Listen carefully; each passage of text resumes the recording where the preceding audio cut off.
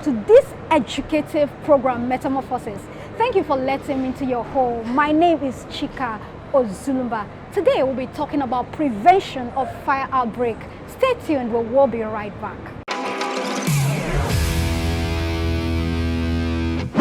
Each time we hear fire, fire, fire, panic fills the air. People scramble in fear, while some indulge in some form of humanitarian work. But then, can we tighten our loose knots as safety is key? This is Metamorphosis.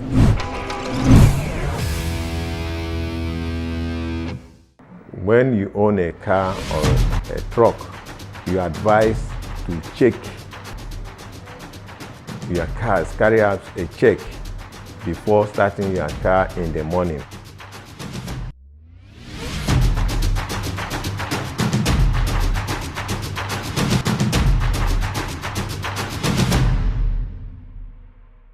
Like I told you, your own safety first. Don't endanger yourself while doing this. If you look at it, it's something that you cannot handle. Don't say, maybe you want your boss to recognize you, to give you an award. It's somebody that is alive that will collect award.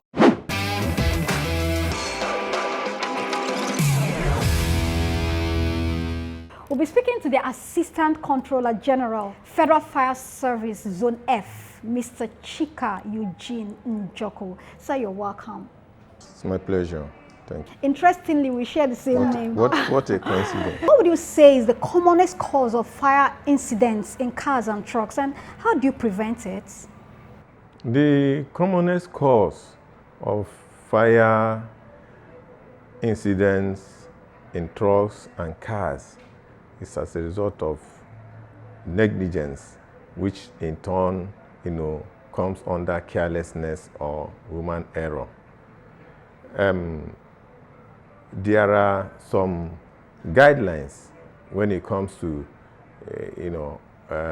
operating trucks or cars. When you own a car or a truck, you are advised to check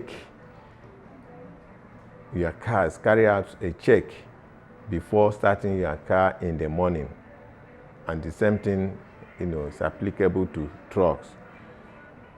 Carry out checks in the morning before you enter the steering to start, moving the car. Now, you are supposed to check your tires, check, the oil, check the fluids, either brake fluid or steering fluid. All those things need to be checked. The wiper, in case, rain might be falling, so that you have a clear view. So those things need to be checked. And whereby, you show negligence to those things, and maybe on your way going with the trucks, and maybe the tire got busted, which you might have identified if you have carried out the check in the morning. And as a result of that tire burst, the vehicle might, somersault, and from there, fire might come.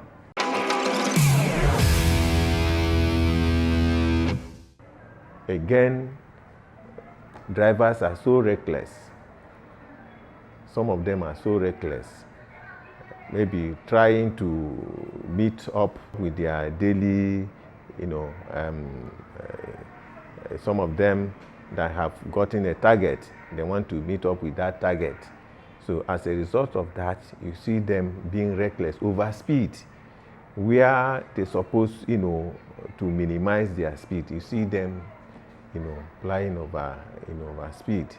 So those things have resulted in, accident, which in turn leads to, fire outbreak.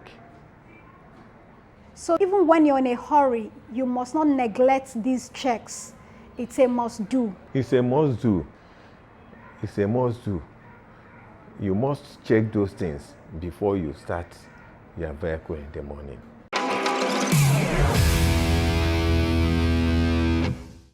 Okay, now we're going to have a practical demonstration as to how to use our fire extinguishers. We're going to have a demonstration as to how to do extinction by the use of fire extinguishers and by the use of blankets.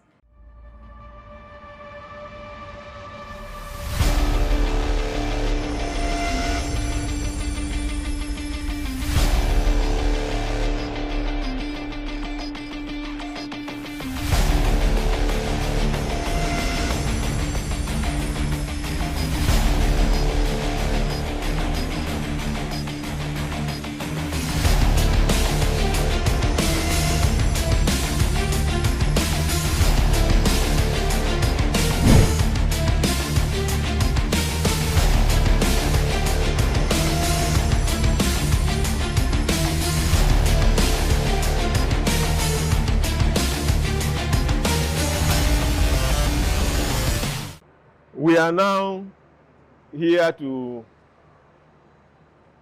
carry out the practical demonstration to show us how to make use of fire extinguishers, during outbreak of fire. These extinguishers can only, extinguish the fire when that fire is still at its, infant stage, when it's still at that minute stage. If you allow the fire to grow, and spread, even if you like use this thing 1,000 pieces, it will not, extinguish that fire. Use it when that fire is still small.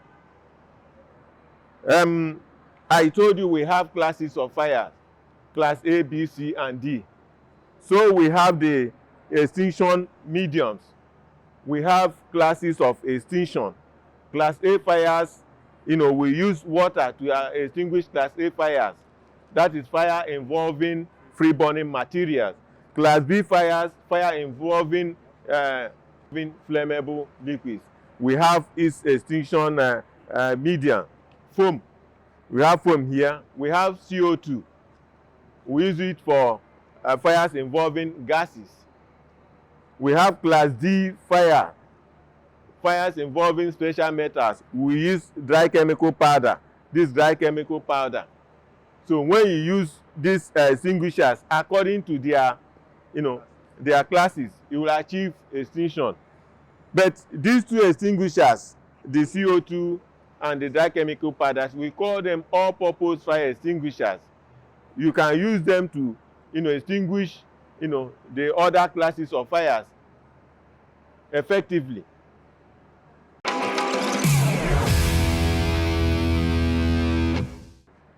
Now we have our method of operation. We have what we call pass, P-A-S-S, pass. The first P is to pull. What do we pull? The pin, the safety pin.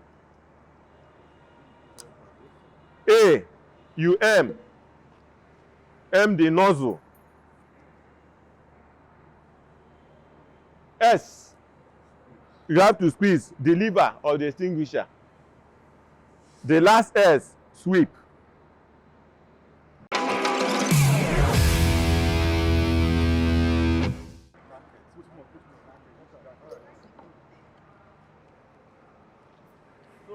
Hi, I'm Assistant Superintendent Adejobi Adedapo. We use the fire blankets to suffocate the oxygen in supply while the fire is burning. Under theory of combustion, we have three components present, which are what?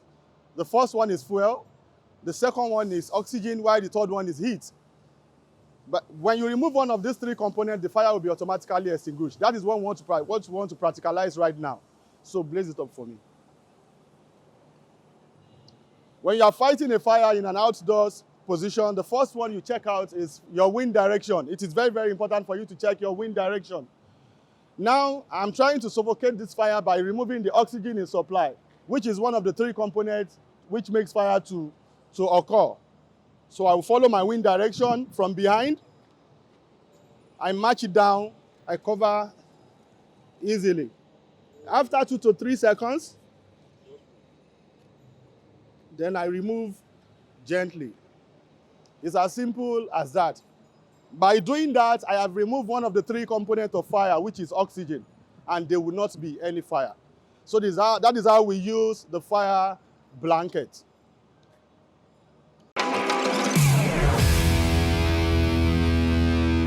Fire extinguishers. Like my boss just explained, these are the two multi-purpose fire extinguishers that we have. The one on my right is the CO2, which is the carbon dioxide, which on my left is the dry chemical powder, which is the DCP. How do you differentiate the two of them? The CO2 has a horn. As you can see, it has a horn, while the dry chemical powder has a nozzle. Number two, the DCP, which is the dry chemical powder, has a gauge, whereby the CO2 did not have any gauge. For you to remember the difference between both of them, the smaller type of the DCP is the one you have in your cars, so which is the dry chemical powder. Now, the CO2 is far more effective in fighting an indoor fire because it's a pressurized gas. So we prefer you using the dry chemical powder in an outdoor situation because it is more effective than using the CO2 to fight an outdoor fire. So how do we use them? We call the formula PASS, P-A-S-S, PASS. The first P, can you please demonstrate? Light it up. You pull out the safety pin. Advance. You pull out the safety pin. You advance. Then the A, you aim the base of what is burning. You aim the base of what is burning. The third is you squeeze the two levers together. And the last is you sweep to both sides, which is how to use a portable fire extinguisher. So the acronym says PASS, PASS. The first P, you pull out the safety pin. The second one, you aim the base of what is burning. The third one, you squeeze the two levers together. And finally, you sweep to both sides. That is how to use a portable fire extinguisher. So conclusively, the DCP is more effective in fighting an outdoor fire than the CO2. Light it up. Let's see the effectiveness of the powder compared to the CO2 that we first used. So you can see how effective the powder is. Advance, PASS, PASS. Pull out the safety pin, aim the base of what is burning, squeeze the two levers together, and sweep. You can see it's very, very effective in fighting an outdoor fire. Save your life first before property. So don't say, this vehicle, I just purchased this vehicle not too long. Even if you use 100 million that you purchased that vehicle, you are the one that bought that vehicle. Yeah. And you can, when you are alive, you can buy another one. You can replace it.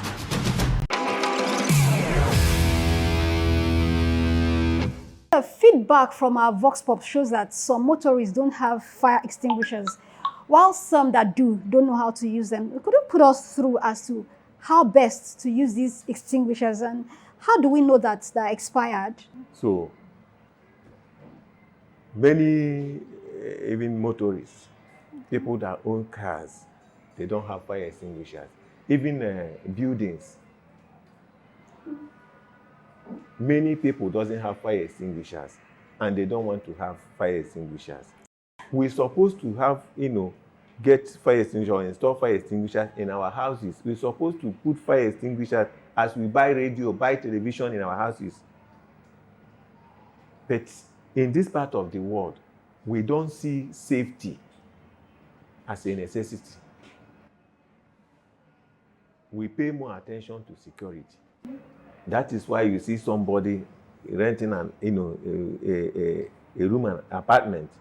The first thing that will come to your mind is to put burglary proof. Why do you put burglary proof? So that somebody will not, get into the house. Yes, get into your house, burgle your house and carry your television. But there is something that is more dangerous than somebody coming to rob your house, somebody coming to, steal your radio. If fire comes, fire doesn't, know whether this is radio, whether this is TV, or let me, consider they want to take. Fire will take everything. with that extinguisher, you will be able to take care of it, extinguish that fire, and save your property. You're actually experienced in this industry. You're an assistant controller general. So what's the safest thing to do when there's a fire outbreak in our vehicles and when there's a spillage of petroleum product? And when you discovered a fire outbreak, in a vehicle, if the vehicle is in motion, park the vehicle, come out from the vehicle and make use of your fire extinguisher and extinguish the fire. But what if it has gone beyond you? We advise people not to endanger their lives, in trying to extinguish fire. If you look at it and you discover that you cannot do it, don't endanger your life. Wait, allow somebody who knows how to do it to carry out that, operation.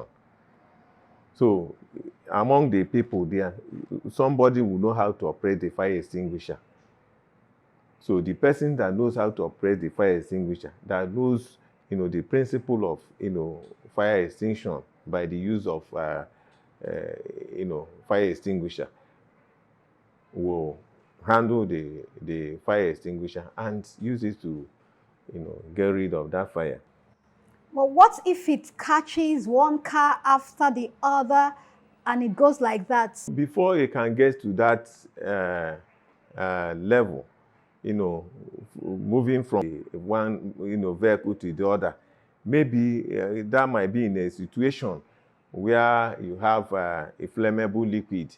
Maybe you have a tanker that spills, petroleum products. So from there, this thing now, the petrol fume have covered that area. The fire, as ignites, it will now, cover the whole area. It will involve all the, cars around that place, because the fume of that petroleum, product have, already, covered that very space. So don't say, this vehicle, I just purchased this vehicle not too long. Even if it's 100 million that you purchase that vehicle, you are the one that bought that vehicle. Yeah. And you can, when you are alive, you can buy another one. You can replace it. So don't say, let me die with the vehicle. So you have to save your life first before that vehicle by abandoning that vehicle and run to a distance where that, petroleum fume have not reached. Okay. And stay there and observe. You can come back when the situation, have been, have been controlled. You can come back and take care of it. But at that point in time, that place, is somehow, volatile, just leave the place and save your life first. So in the case of petroleum spillage, yes, it's better to flee. Yes.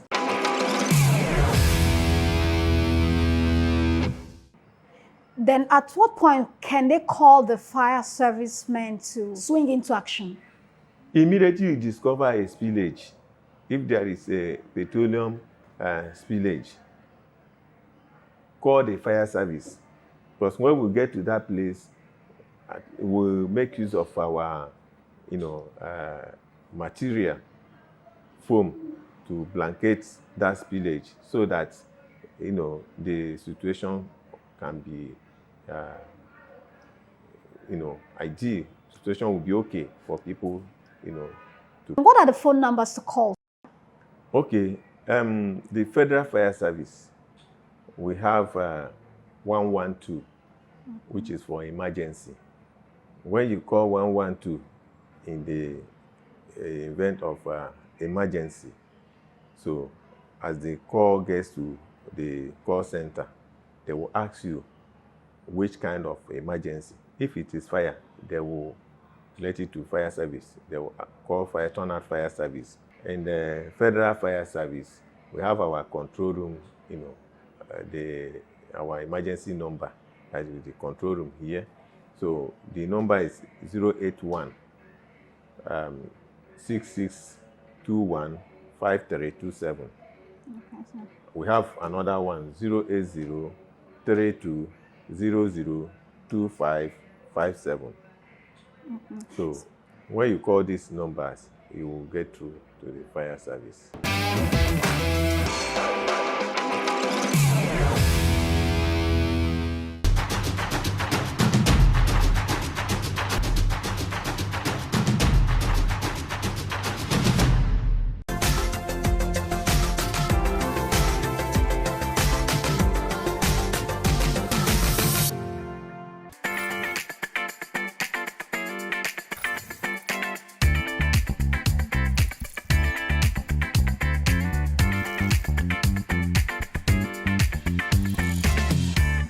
Looking for a comfortable place to live in? Look no further, for we got you covered. Here is Osaka, London. This is a fully detached duplex with spacious rooms, a swimming pool, fully equipped kitchen, fully automated speakers, cinemas, open terrace, camera surveillance. What else do you want? Just come and have a taste of the heavenly.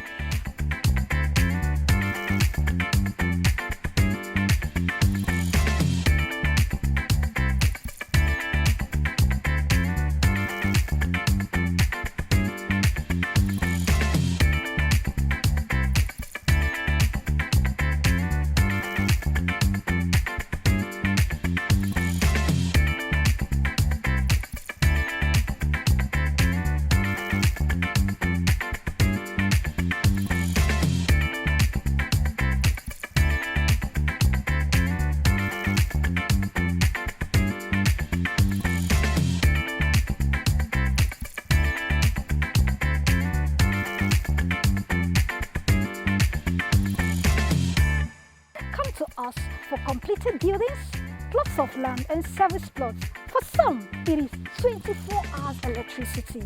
What else do you want? Come and live like a king that you are. This location is by Lekki-Epe Expressway. Available are townhouses, service plots of land, flats, detached houses, and semi-detached houses. Here, it is 24 hours electricity supply, adequate potable water, and of course, recreational centers. Mortgage facilities and installment payment plans are available. Title, C of O. Here is a semi-detached duplex. Ready.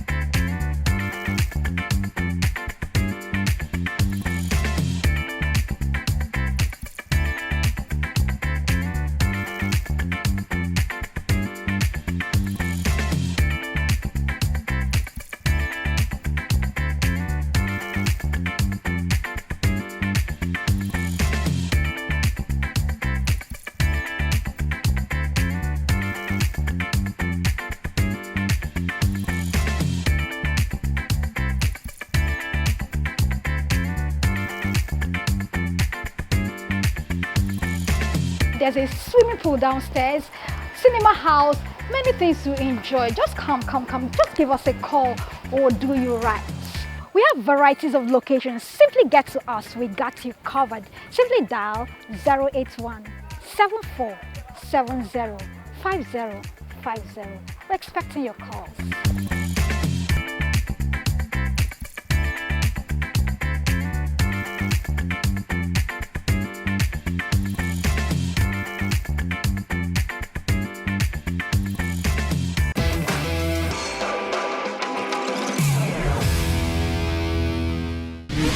Your own safety first. Don't endanger yourself while doing this.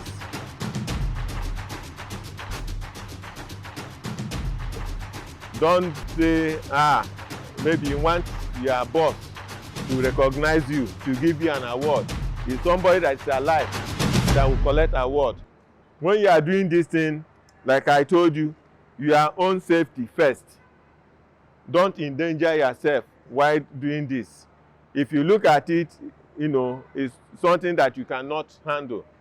Don't say, maybe you want your boss to recognize you, to give you an award. It's somebody that's alive that will collect award. So don't endanger your life. Allow somebody who knows, or somebody that will be bold enough to do it. Let that person handle it.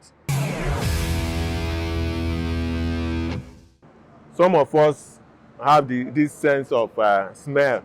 Some of us doesn't have it.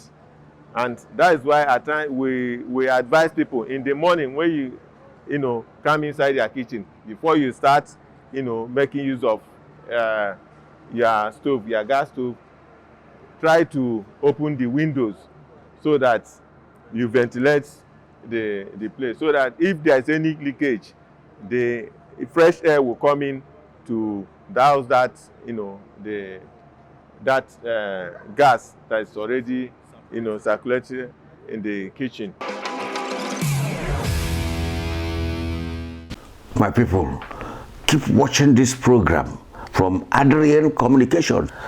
More and more will come to you.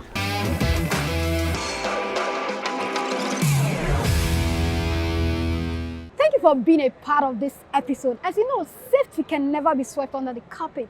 We need to be alive to vote or be voted for. I am Chika Ozulumba. Ensure you stay safe and make sure you watch this episode and subsequent episodes on our YouTube channel. I desire to have you in our world, so feel free to subscribe to our YouTube channel and follow us on social media. I'm Chika Ozulumba. Stay safe. Bye.